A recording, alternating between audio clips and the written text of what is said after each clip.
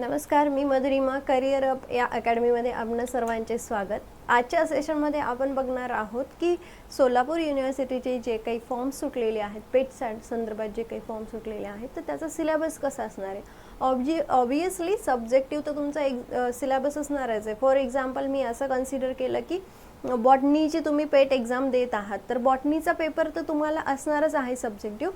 त्या व्यतिरिक्त एक कंपल्सरी पेपर असणार आहे आणि तो म्हणजे पेपर 1. मग आता ह्याचा सिलेबस काय असणार आहे, तर PhDच्या एंट्रन्स देत आहात तर ऑब्वियसली तुमचा सिलेबस जो असणार आहे तो असणार आहे रिसर्च मेथडॉलॉजी यावरती डिपेंड. म्हणजे हा पेपर 1 जो आहे, ज्याला आपण म्हणतो रिसर्च मेथडॉलॉजी, हा सर्वांसाठी कॉमन असणार आहे. मग यामध्ये कुठले कुठले टॉपिक इन्क्लुडेड आहे आणि कशावरती आपल्याला अभ्यास करायचा आहे, तर यामध्ये त्यांनी जे टॉपिक दिलेले ते 10 टॉपिक्स दिलेले आहेत. ते 10 टॉपिक्स जे आहेत त्याबद्दल बोलूयात. फर्स्ट जो आहे that is the fundamental of research. आता यामध्ये तुम्हाला काय स्टडी करायचं आहे की रिसर्चची डेफिनेशन काय आहे, रिसर्च काय असतो नेमका, त्याचे ऑब्जेक्टिव्ज काय असतात, म्हणजे जे काही इंट्रोडक्टरी पार्ट आहे रिसर्चचा, तर तो तुम्हाला स्टडी करायचा आहे फंडामेंटल्स ऑफ रिसर्च ह्या टॉपिकमध्ये. Then defining the research problems, म्हणजे एक्झॅक्टली तुम्ही एखादा रिसर्च करत आहात तर नेमकं कशावरती करत आहात. एखादा प्रॉब्लेम असेल तेव्हाच तुम्ही रिसर्च करून त्याच्यावरती सोल्युशन काढतात ना, तर मग तो जो प्रकार आहे that is the defining the research problem. त्यानंतर literature survey and documentation. Literature survey म्हणजे प्रिव्हियसली याच्यावरती काही काम गेलेलं होतं का, किंवा आत्ता काही आहे का काम. सो हे सर्व जे आहे ते सर्वे तुम्ही करणार आहात, त्याचं डॉक्युमेंटेशन करणार आहात, तर ह्यामध्ये हे सर्व येणार आहे. Then current trends in the research, सध्या काय चालू आहे रिसर्चमध्ये, that you have to study before going to paper. Research proposal कसं बनवायचं आहे, रिसर्च प्रपोजलची डिझाईन्स कशा पद्धतीने असली पाहिजे, that all the things you have to study in this paper. Data collection कसं असलं पाहिजे, डेटा कलेक्शनच्या मेथड्स काय, डेटा कलेक्शन म्हणजे काय, कुठल्या प्रकारे करतात, हे सर्व तुम्हाला काय करायचं आहे ह्या टॉपिकमध्ये स्टडी करायचं आहे. Data collection, processing and analysis. Then hypothesis हा एक प्रकार आहे. हायपोथेसिसवरती इवन सेटमध्येही आपल्याला हा टॉपिक आहे रिसर्च मेथडॉलॉजी. त्यामध्ये हायपोथेसिसवरती प्रिव्हियसली क्वेश्चन विचारले गेलेले होते, तर हे हायपोथेसिस, त्याचे टाईप्स किंवा हायपोथेसिस काय, हे सर्व डिटेलमध्ये तुम्ही स्टडी करा. Research ethics, plagiarism and impact of the research, हेही डिटेलमध्ये स्टडी करायचं आहे की आपण रिसर्च तर करत आहोत.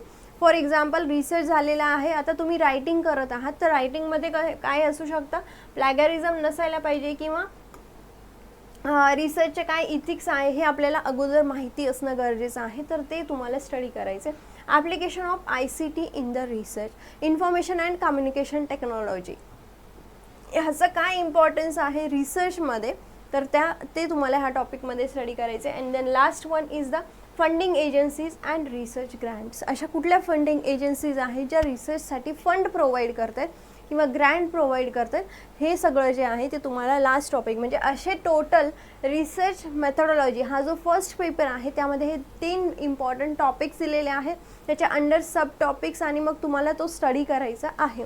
आता जे विद्यार्थी मराठीमधून पेपर देणार आहात किंवा ज्यांना मराठी कन्व्हिनियंट आहे त्यांच्यासाठी ही थोडेसे डिटेल्स आणलेले. जसं फर्स्ट जो टॉपिक होता तो मी तुम्हाला म्हटलं होतं की पहिला जो टॉपिक आहे that is the fundamentals of research, तो संशोधनाची मूलभूत तत्वे.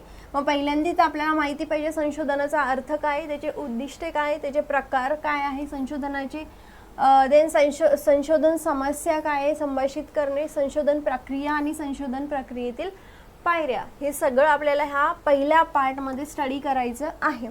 यासोबत तुम्हाला सायटेशन काय आहे, किंवा H इंडेक्स काय आहे, किंवा इम्पॅक्ट फॅक्टर काय आहे, ह्या सर्व टर्मिनॉलॉजीज माहिती असल्या पाहिजे. ठीक आहे, हे सगळं तुम्हाला पेपर 1 मध्ये करायचं आहे.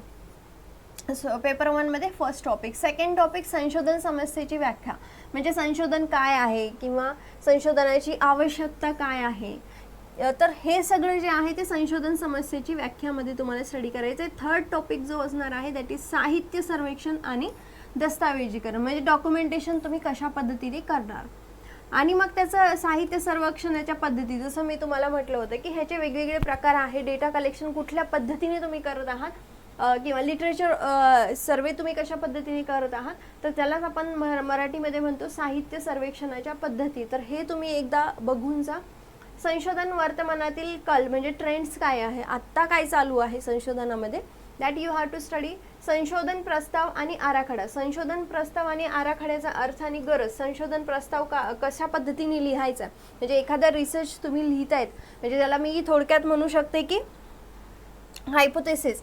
सो त्याचा जो आराखडा आहे तो कशा पद्धतीचा असणार आहे, तर ही आराखड्याचं संशोधन प्रस्ताव आणि आराखड्याचा अर्थ आणि गरज काय आहे, तर ते तुम्हाला ह्याच्यामध्ये अभ्यास करायचा आहे. माहिती, डेटा संकलन, प्रक्रिया आणि विश्लेषण हे. त्यानंतर गृहीतके, हायपोथेसिस म्हणजे गृहीतके. गृहीतकांचे काय काय प्रकार आहे. गृहीतक चाचणी म्हणजे तुम्हाला मी मगाशी सांगितलं ना, ह्याचे हायपोथेसिसचे तुम्हाला टाइप्स करून जायचे आहेत, तर हे एकदा बघून जा. त्यानंतर गृहीतक चाचणी, पॅरामेट्रिक अँड नॉन पॅरामेट्रिक चाचण्या कुठल्या आहेत हे एकदा बघून जा. देन संशोधन नैतिकता आणि वाङ्मय चौर्य आणि संशोधनाचा प्रकार. तर हे तुम्हाला बघायचं आहे की संशोधकाची काय जबाबदारी आहे, त्यांचे काय काम आहेत नेमके, संशोधक जे आहेत त्यांचे. संशोधन प्रकाशनासंबंधीची जी काही नैतिकता आहेत किंवा पवित्रता आपण म्हणतो ती काय असली पाहिजे, किंवा UGCचे नियम काय आहे, म्हणजे प्लॅगरिझम असं आपण चेक करतो ना, जेव्हा एखादा रिसर्च पेपर आपल्याला पब्लिश करायचा आहे तर प्लॅगरिझम चेक करतो की कुठून हे कॉपी तर नाही केलेलं आपण, तर मग ऑब्वियसली प्लॅगरिझम आपलं कमी येणार आहे. जितकं जास्त प्लॅगरिझम याचा अर्थ तितकं जास्त कंटेंट तुम्ही कुठून तरी कॉपी केलेलं आहे. तर हे काही प्लॅगरिझमशी संबंधित तुम्हाला रूल्स बघून जायचे आहे. ठीक आहे. देन सॉफ्टवेअरचा तुम्ही कुठले कुठले सॉफ्टवेअर्स यूज करणार आहेत त्याचा सॉफ्टवेअरचा वापर त्याच्यामध्ये बघून जायचा आहे. संशोधनात ICTचा वापर. ICT म्हणजे काय ते तुम्हाला माहिती आहे. माहिती विश्लेषणापूर्वी ICT अनुप्रयोग. माहिती शोध इंजिन, माहिती संकलन साधने नेमके कोणते आहे. शोध इंजिन म्हणजे तुम्ही काय काय गुगल स्कॉलर्स यूज करणार आहेत किंवा आणखी काही आहेत का, तर त्याच्यामध्ये तुम्हाला ते अभ्यास करायचा आहे. माहिती विश्लेषणादरम्यान ICTचे उपाययोजन. देन ICTचे उपाययोजन, हस्तलिखित सबमिशन साधने वगैरे काय आहे. ऑनलाईन संदर्भ साधने, विविध सर्च इंजिनचा उपयोग.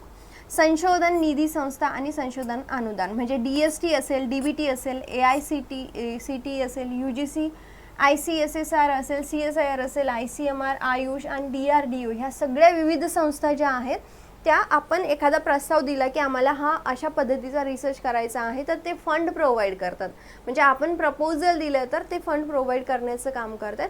तर ह्या सर्व संस्थांबद्दल एकदा नीट अभ्यास करून जा की ह्या एक तर ह्यांचा फुल फॉर्म बघून जा, दुसरा म्हणजे ह्या संशोधन च्या डिटेल्स बघून जा.